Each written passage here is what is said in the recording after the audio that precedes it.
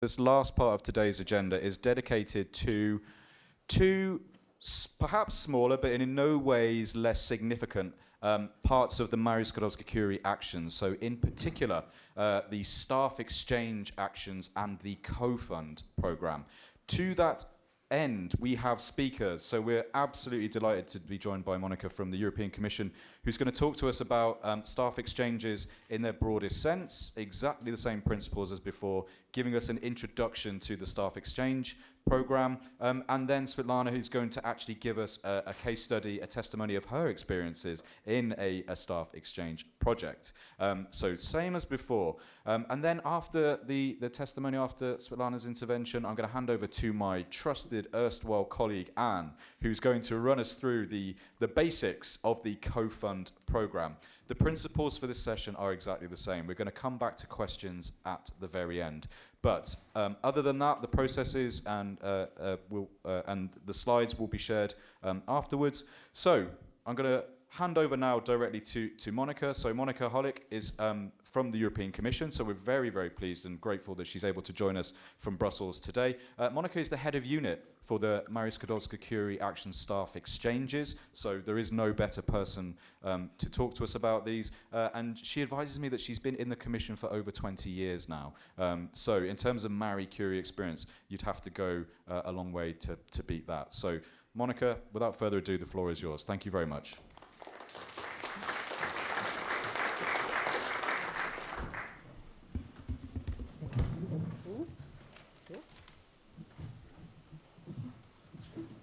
So, thank you. I would like to present you the staff exchanges, which is, I think it can be called like a little cousin of the big schemes of postdoctoral fellowships or doctoral networks. But we are still there, and we are representing a quite interesting part of the Marie Skłodowska-Curie actions that is not that well known as the other actions, but we have some very nice statistics about participation of third countries and participation of industry as well. So that's why I think that it could be interesting for you to listen to my presentation, and you may find it interesting as well. So the objectives of the action. We speak very often about the 3I, the international, intersectoral, and interdisciplinary mobility of the staff. I was listening to the previous presentations, and I realized that international could be a bit different than what we mean, because it has to be a secondment between different countries, but for us the international is when it is between EU and associated countries and third countries. So it's a little bit different aspect. And intersectoral means that the secondments that we are financing, they have to be between academia and non-academia. And non-academia, as Claire already mentioned, it is something that is more than business. It could be hospitals, businesses or public administration or museums, etc. And there is a small part of the secondments that may be interdisciplinary between, for example, academia and academia. Then we request to have the secondments a little bit more differentiated, so not in the same discipline. Why we have this kind of actions? We would like to have and facilitate the knowledge transfer between participating organizations, and we would like to see an enhanced collaboration between the academic and non-academic sectors, and we would like to see also cooperation across the globe. So, but what is staff exchange in general? So, if you have a project, a scientific research innovation project that you would like to implement, and you find that a cooperation with other countries is essential to this project, so you would need to exchange staff, researchers with other countries, then you would need us. So this should be a research and innovation project implemented through secondments. Okay? Then, yeah. So we have some eligibility criteria. So to have a project eligible for us, there have to be at least 3 participating organizations, 2 of them from 3 different countries, and 2 of them should be from EU member state or associated countries. If all the organizations are from the same sector, so all of them are from academia, from universities across Europe and associated countries, then we need at least 1 participant from third country as well. Yes, so eligible secondments. So we are financing in the beneficiaries' perspective, so in the EU member states and the associated countries, we are financing the secondments between academia and industry, or if it is between academia and academia, or non-academia and non-academia, then we also finance, but just up to the 1/3 of the overall total number of secondments. Regarding the third country partners, all the secondments that are happening between low and middle income countries, it is written in the documents that you have seen already, the links to it, regarding Horizon Europe. So there is a list of low and medium income third countries. They are all eligible. So sending researchers to those countries and receiving hosting researchers from those countries, they are all eligible. And also there is another category of third countries that are the high income countries like the US, for example, or Japan. There the outgoing secondments are financed. So from EU member states or from the UK, they can go to the US and they are financed. But if there is a secondment from the USA, for example, then they have to find, they are eligible, but they have to find a sponsorship from the US. Okay, then, yeah. Who are the staff that, why we call it as staff exchange and not like researchers or postdoctoral exchange? Because this is a staff exchange, so that means that any type of staff that is involved in a research project, they can participate. So if you have some lab technicians or administrative staff or managerial staff who are actively involved in research projects, they can also participate. Regarding the researchers of any stage of career can participate, so doctoral students, postdoctoral fellows, etc., so they all are eligible and they can participate. There is just a small eligibility criteria that they have to be engaged prior to the secondment, at least for 1 month in the sending organization. Each staff member, this is a short-term secondment scheme. So each staff member can be seconded for 1 month up to 12 months secondments. These can be achieved by several splitted secondments as well, so it doesn't need to be in one go. Even 1 month can be done in several parts. During the project, the staff, during the secondments, the staff should work fully for the project. And after the secondments, they have to return to the sending organization. What we are financing? So we have unit cost as all the other actions, almost all the other actions of MSCA.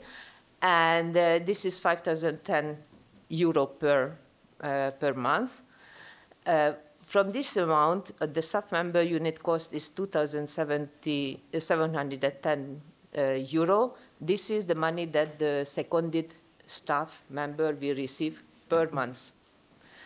Then we have the category B costs that are for the organizations that are participating in the projects. So we have an approximate 1,300 euro per month for research, training, and networking activities, and 1,000 euro per month for management and indirect costs. This second category, so this category B, can be flexibly used, and if a secondment should need a top-up because of very high living costs or something like this, then it can be arranged also a list transfer between the different categories. We also have a special needs allowance as the other actions as well, but that has to be applied separately for. Then, what we have here? Yeah. So why is it good to have this kind of projects? Well, it is very useful and beneficial for the staff members because they can acquire transferable skills and competencies. They can enhance and improve their employability and career prospects. I hope that with the testimony we will have more information on this. And then we have seen that there are many patents and licenses that are registered after such a project. So the ideas and the ideas can be converted in products and processes and services. There is an international exposure, and there is an opportunity for the staff member for networking and communication. For the organization, why is it is good to have? Well, there is a transfer of knowledge that should be beneficial for all the participating organizations, that you can build new collaborative networks or reinforce the collaborative networks, and you can build up your research and innovation capacity. I would like to show you a project example, which is Effect Fact from RISE 2020. So it's the previous, from the Horizon 2020 call. It is about effective factorization techniques for matrix functions, developing theory, numerical methods, and impactful applications. I don't know what does it mean, but well, that's what we have. The coordinator is the Aberystwyth University. I'm sorry if I did not pronounce it well. And the project started in 21 and it will finish in 26. There are 14 academic beneficiaries from Europe and associated countries. We have now one third country partner from China and 8 non-academic partners, mostly SMEs. The overall budget of the project is more than 1.8 million euro, and they have so far delivered more than 58 peer-reviewed publications in open access, and they are more or less in the middle of the project lifetime. Yeah, this slide shows you a little bit the secondments that we are having in this project. So this is just one example. So there are 137 personal months, as we call, of secondments. So that means that there are 137 months in the project that are in secondments. And with this, from these, they completed already 86. From academia to industry, we had already 38 personal months. From industry to academia, we had 42 personal months. And from academia to academia, they had so far 6 personal months. We still expect to have 51 personal months to be completed by the end of the project. So, 2 minute warning. 2 minutes, okay. So the key features, just a summary. So we have a duration, the maximum duration is 4 years, which is 360 personal months per project. The secondments can be from 1 month to 12 months. The unit cost is 5,010 euro per month. Normally, the average budget that we have for the whole call is 87 million euro, but it will be increased for the next call that we will have in 25, beginning of 25. And the average size of the project is 1 million euro. Then I think this is one of the last slides. Yep, if I succeed. Yeah. So this is the UK participation in our calls. And as you can see, we have a very outstanding year in 2016. And then there were some more difficult years, as we heard. Yeah, and then we had COVID. So, and as you can imagine, COVID killed absolutely all the enthusiasm regarding a scheme that is about secondments and traveling to new countries. So, I mean, having Chinese partners or US partners or Australian partners or Japanese partners that were completely shut down, I mean, it doesn't help in the implementation and the development of new ideas. But now everything is finished. Now, hopefully, we are back on track. And, well, we hope to see a little bit the figures of 2016, maybe, for next calls. That would be really interesting. So let's hope that we will get there. Then, last slide, in fact, so we have the new call opening in September 19. Then we have the call closure, so the deadline for the applications is beginning of February 25.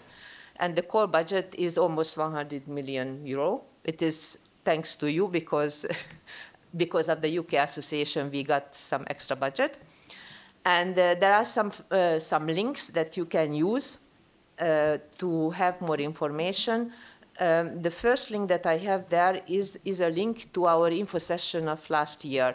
The rules haven't changed yet, so if you are interested in more detail about our action, it is available. We have recordings, very nice recordings done by different colleagues, and if you listen to them, you can get all the details that I don't have the time for right now.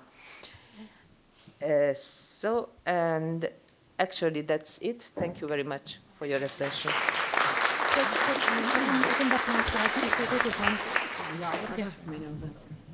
Thanks so much, Mónika. Kuzunan, thank you. I feel like the phrase difficult years is going to trend now. Hashtag difficult years. Okay, so while we bring up the next presentation, and without further ado, it's my absolute pleasure to introduce Svitlana. So Svitlana Surodina, who is an entrepreneur, but importantly the CEO of an organization, a company called SKEIN Ukraine. And Svitlana is going to give us the inside perspective on participating in not one, but two of the staff exchange projects. So we're absolutely delighted to welcome her. So please join me in a round of applause for Svitlana.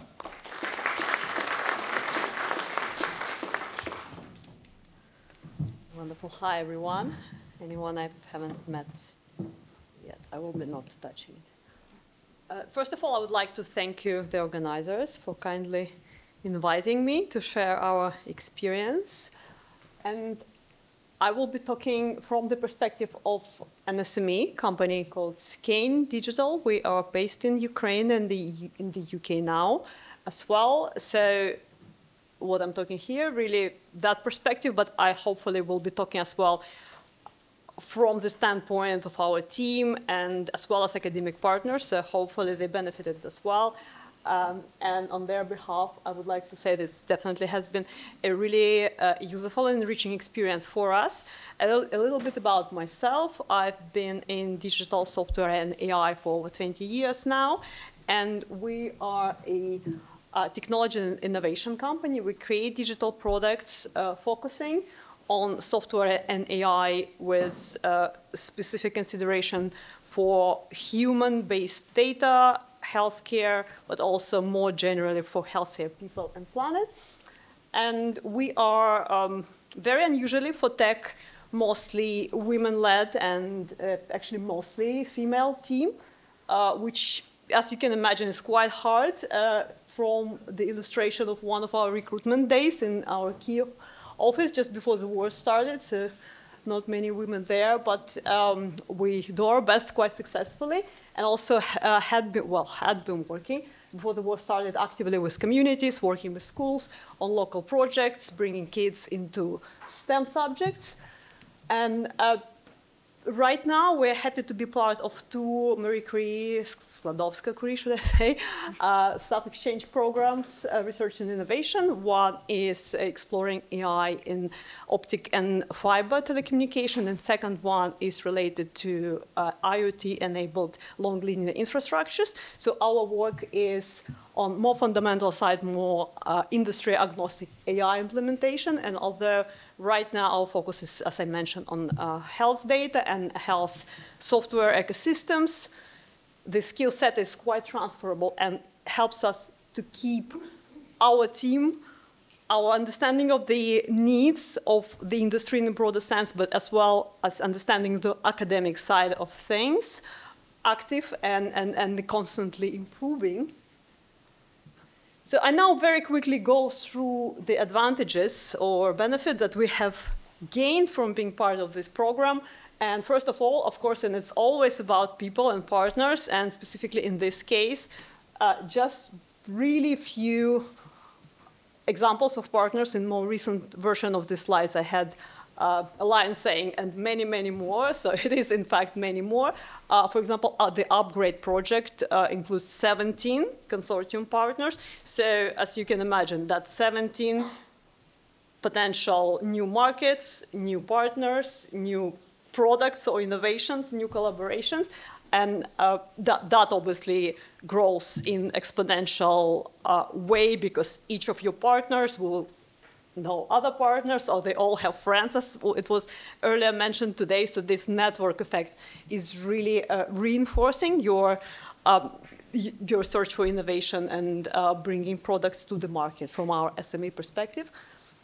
So one of the projects, just wanted to say hello from our UK partners who unfortunately couldn't be here, but they sent me each a lot of slides to show, which I will not be doing, but just worth mentioning, University of Warwick. We work very closely, a London-based AI innovation company, Turing Tech, again, who produce a lot of really interesting research as well as products in fintech space.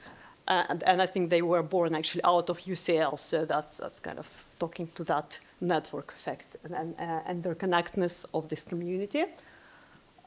So innovation networks closely related to partners, but it's more talking about more community style, platform style, like today you hear all parts of this community and you have an opportunity to ask questions and get recommendations from each other. So here's some photos from our kickoff meeting for the Upgrade project earlier this year, visiting the European Parliament, outreach events that we have conducted. Again, all those are opportunities to connect with more networks and present your work and learn from them. Participation in these programs also support our long-term innovation roadmap. We're building a set of tools for ethical AI and human data processing and decision support. So what we're doing with our MSCA projects really feeds in terms of skills into our ongoing roadmap here. Developing team strategic skills, as well as, again, as I mentioned, it's really about staying abreast with newest technologies. It's really good for us to keep that academic perspective as well as commercial perspective, because I think those two worlds, by combining the startup attitude, entrepreneurial attitude of an SME and the rigor of fundamental research and focus on fundamental innovation from the academia, helps us to create that unique market offering and that unique approach to building innovation that we foster in our company. Just to finish, as I promised, I was trying to be really quick. Staff exchanges is not only about skills, although that is important as well. It's not only about KPIs or product innovation, it's about cultural exchanges as well. Our teams have been very actively engaged in being part of the community at the host institution more broadly. And of course, once they go back or they share those experiences, the cultural integration as well as economic integration happens more effectively. So definitely have to say high regards for these aspects of benefits that we gained. And finally, it helps us support our team growth and hiring despite any problems and limitations, of course, that we have to operate in Ukraine in the condition of war. So we have been hiring. We were able to offer even that financial support that came from the Marie Curie programs to support our growth overall. And just to mention, and on the outreach aspect, we have been featured in UK industry, so as well on that degree, integrating our research and innovation happening in Ukraine in the UK industry landscape was helped by taking part in the program. As well as UK research collaborations. Thank you very much. I would be really happy to answer any of your questions outside. Feel free to connect with me on LinkedIn and do apply. It's really interesting journey, interesting experience. You will be supported by your coordinating organization within the consortium, by your project officer on the EU side. So just go ahead. It's a lot of fun. Thank you.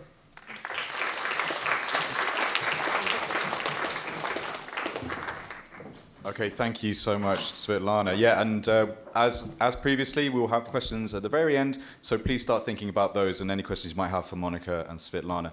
Just after the contributions of a lady who needs no introduction, what can be said that hasn't been said already about my sort of colleague? So my colleague, Anna Nierobisch, is going to present now, just very briefly, give you a very quick overview of the COFUND program, and then we'll come back to any questions you have. Thanks. Over to you, Anna. First of all, okay, can you all hear me? Okay. First of all, thank you, John, for this very kind introduction. I will need to pay you back at one point. So I'm in a bit of a picker. I am the Marie Curie, or one of the two Marie Curie NCPs for the UK, so I'm legally obligated to talk a lot about the Marie Curie schemes and how you can participate and successfully participate. But I'm also very much aware that I'm standing between you and the network, also the networking event, the tea and coffee, so we'll be very brief. I will be discussing the COFUND scheme and also a bit the citizen scheme. And my first slide is just going to remind you that, yes, the UK can participate in all schemes. I know it has been said today, but just again as a reminder. And that if you have any questions, you can always contact me and my colleague Rebecca, the other UK Marie Curie National Contact Point, at the email address provided there. So we have been talking about all the other schemes. We have been talking about the postdoctoral schemes. We have been talking about the doctoral network scheme, the staff exchanges schemes, here shown in gray. We'll now be briefly talking about the two remaining schemes, the COFUND scheme and the Marie Curie and Citizens schemes. I think one of the European Commission officials, someone mentioned, I'm not saying names, mentioned that basically the staff exchanges are the stepchild or the cousin. And COFUND, I think, in a way, is a little bit, in the UK at least, the stepchild nobody really wants to work with, so to speak. So I hope to doing some myth busting, so to say, and basically explain COFUND to you why you should apply, why this is also a very interesting scheme for you, and then also explain to you why, basically why the scheme might be relevant for you, but also what kind of myths you basically need to be thinking about, and which I will then, myth bust. So this is COFUND. The important thing about COFUND is it's a contribution. It's a contribution the European Commission will pay for you to set up or either contribute to an existing doctoral or postdoctoral program. So it will not cover the entirety of the cost, but it will contribute to your cost of setting it up. So you will be needing co-funding sources. That's basically the first thing people ask, so I'm basically already saying this up front. And also, I'm also not to be putting numbers on here, because then I realize people will only look at the numbers, basically how much contribution will get, instead of really understanding what the scheme is about. So in COFUND, you could be, so UK is, because we are associated, we can be the mono-beneficiary, and we can use implementing partners in new member states in Horizon Europe associated countries to recruit fellows on your behalf, or you can recruit fellows. So basically, you could be setting up this postdoctoral program or this doctoral program, recruiting fellows, and basically get a contribution for recruiting these fellows, training them, awarding their PhD, or providing training to postdoctoral fellows. You could also have associated partners from any institution, anywhere in the world, even from the non-academic, academic sector. Something I would just like to emphasize here again is that participation can be from any sector. I had a really interesting exchange in the break just now. Again, as in any core Marie Curie scheme, it's really any institution from any sector can participate. We have seen successful example, which I mentioned later, from the creative sector, for example. Just again, there's a maximum of 10 million per call and per beneficiary. And this contribution is flexible, so you do not need to use it for a specific purpose. Of course, you cannot move it into the Bahamas, but you need to use it for the proper project. I've seen someone already laughing and thinking about this. No, but you need to use it for the project. But the thing that it is flexible in terms of if you, for example, have someone else co-funding the salaries, you could use it for the training. You could use it for the cost of managing the action. Or if you have partners that would be delivering the training, you could use it for the salaries. So it is really flexible. I'm aware of the time. I know John is standing here with a club if I run go over time. I'm fully aware. So I'm going to do some myth busting now. I know it's a long slide, but these are the most common questions we get from UK applicants thinking of applying, and then they get confused and get concerned, and they end up not applying. So I thought I would just explain some of the myths right here. First of all, they always wonder, is this only a program for STEM? No, it's for all research disciplines in all areas. We have the Center for Applied Creative Services, I think, in Bournemouth. They are working in animation. We have a link to them later on. So, but really, it is for all the different disciplines. So really, if you are also in a non-academic sector, it's also for you. And you choose the partners you work with. You choose which partners you work with. You choose the topic. So it's really very flexible. The other questions we get is, do we need to provide a specific co-funding amount? No, you don't. The co-funding can come from any source, but as long as you can convince the evaluators that the co-funding will basically be sufficient to successfully complete the project, train the researchers, work on the research project, and this is fine. And there doesn't really need to be a specific co-funding amount. As long as the funder agrees, you can fund it, this co-funding contribution can come from anywhere else. The European Commission would contribute something, your other co-funding sources would also contribute something. And that's the third point, this contribution from your other parties doesn't need to be in money. They could provide facilities, they could provide supervision, they could provide training, they could provide lab space. The world is your oyster. It could be also access, let's say, to libraries. But these contributions would need to be monetized and included as such in a proposal. And all you need to do is convince the evaluators that you would be successfully completing your project and also successfully training either the doctoral students in a doctoral program or the postdoctoral fellows in a postdoctoral fellowship program.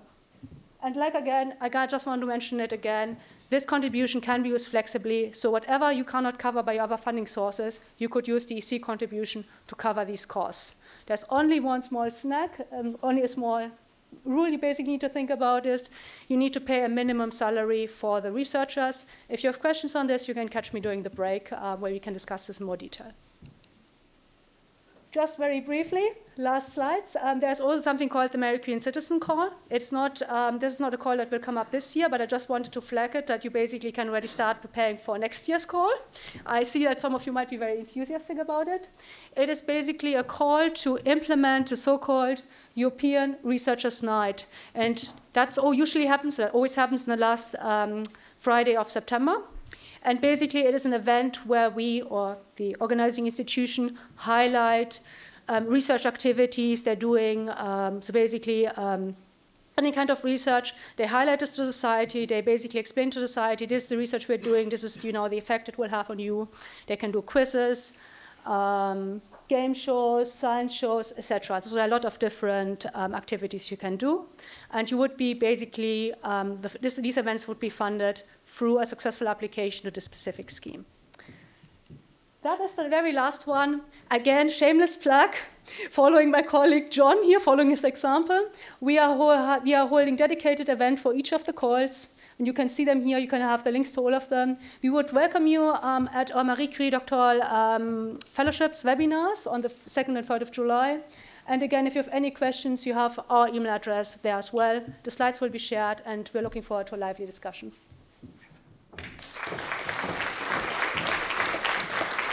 Vielen Dank, Anna. That was perfect. That was very quick, and your brevity is appreciated. So we do have a coffee break. It will be foreshortened, but before then, does anyone have any questions at all? There is a mic somewhere. It may or may not find its way to you if you have a question. Any questions at all for any of the panel? Me? Who shouted me? Oh, sorry. That's okay. It's a quick question about COFUND. It's a bolt-on fund, but does it have to bolt onto a Marie Curie existing programme, or can it be funded by others? I think this question is for me. So basically, the co-fund sources for the co-fund can come from anywhere as long as the funder agrees. So it doesn't have to be another additional Marie Curie sources. In fact, you cannot use additional Marie Curie to fund the co-fund. But for example, you could use, I think you can use all UK sources as long as the funder agrees. Yeah. And we can talk more. I can introduce you to some people who have successfully applied to a co-fund if you're interested. Great, thank you. Any other questions at all?